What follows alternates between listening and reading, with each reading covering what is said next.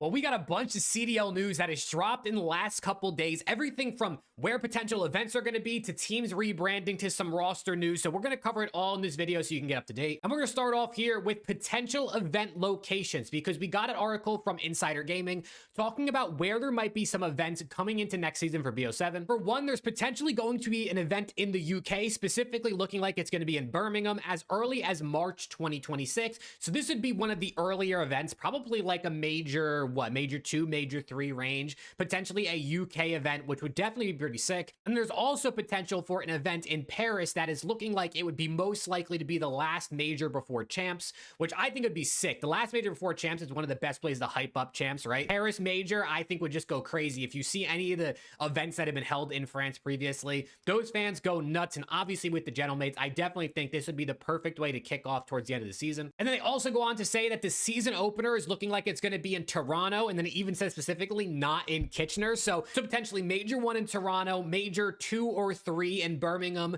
major like 4 or 5 is going to be in Paris. Then obviously we're going to have champs. We're still going to have EWC in Riyadh. So definitely some interesting events and potentially some other places we can think about based on some of the other teams that might be relocating, as we're going to touch on here in a second. But there was this clip here from Gotaga that I saw on the timeline that said we have a 30% chance of having a COD major in France.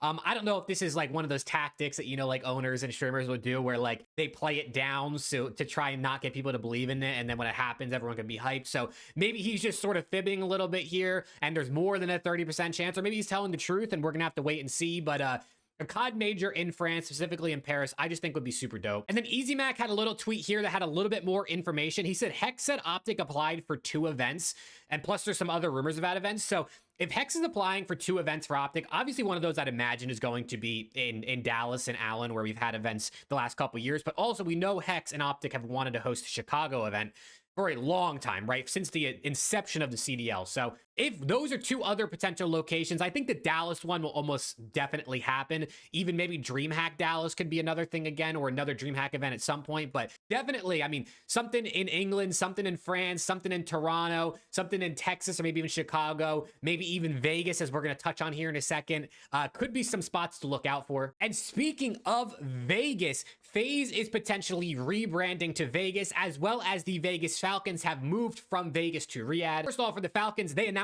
Celium, so that's, you know, there we go, getting a couple announcements here and there with some players, so expect some more in the coming days, and make sure you sub to the channel so you can stay up to date with everything in case you miss it on the Twitter timeline. But the Riyadh Falcons are now here, which means the Vegas slot is open for the taking. FaZe, Atlanta FaZe, look like they want to rebrand to Vegas FaZe, with this being the registered trademark application for the logo. I'm gonna be honest, this is kind of terrible. I see what they're going for, right? I mean, you can see like the V and the F and sort of how it's supposed to be like Vegas FaZe or FaZe Vegas.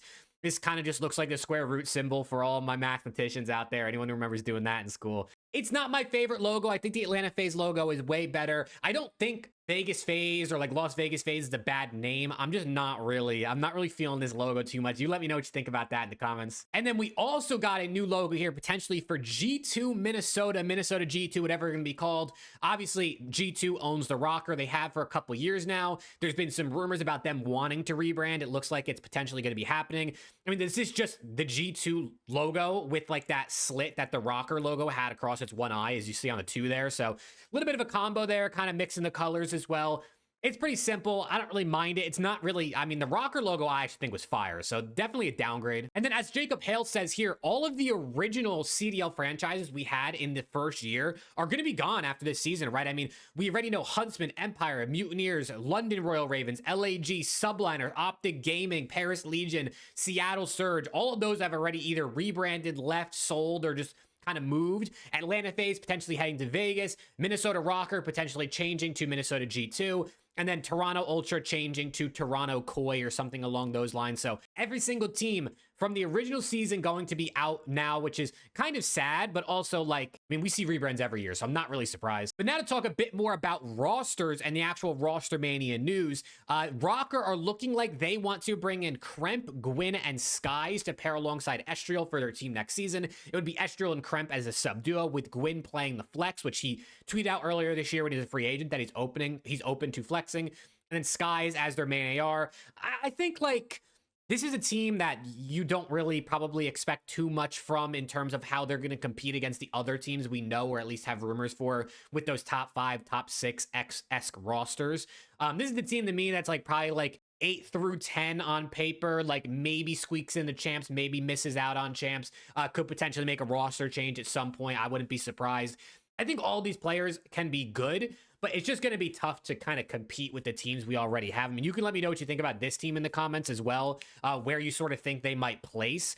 For me, it's probably like that 8 through 10 range, but it's also like, what can you really build at this point, right? All the top free agents for the most part are gone or rumored to some orgs. So it's not the worst thing, I think, but it definitely is going to be tough to compete. For Atlanta FaZe, or maybe for the Vegas FaZe, whatever we're going to call them, Draws has officially re-signed. So it's just waiting on 04 and Abuza announcements from the side of FaZe. But I think a lot of FaZe fans are probably pretty happy about this, because if you're going to lose Abizi and Celium, I think Draws is still a good player to keep around. As we mentioned earlier, Celium has now joined the Falcons.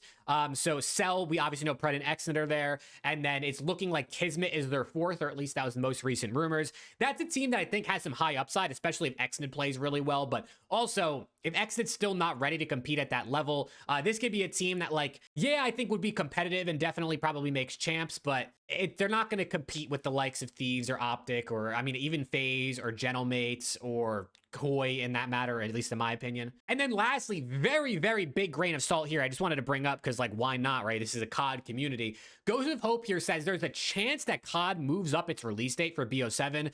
I think this is likely due to maybe Battlefield 6 coming out earlier. I doubt this happens. I just don't think COD is going to do this. I mean, they still have to release, they have an entire week apparently of zombies information that's going to be coming out soon. Then obviously we have COD next at the end of the month on September 30th, which I'm going to be watch partying that, so stay tuned for that on the channel. And then the beta is just a couple days after that, the closed beta into the open beta for like a week and a half right after COD next. And then, I mean, at that point, right, we're already into like the end of early October, into the beginning of early October. I don't really see them moving up the dates all that much, because then you're not really giving yourself time to make improvements on the feedback you got from the beta. And it definitely looks like they are listening to some of the feedback that people are giving them right now. We're gonna have to wait and see. I just wanted to put that in there because if there's a chance the COD releases early, that would be pretty cool. But yeah, you let me know what you think about all the information in this video. Don't forget to sub to the channel. We're on the road to the big 20K, and hopefully I'll see you all in the next one.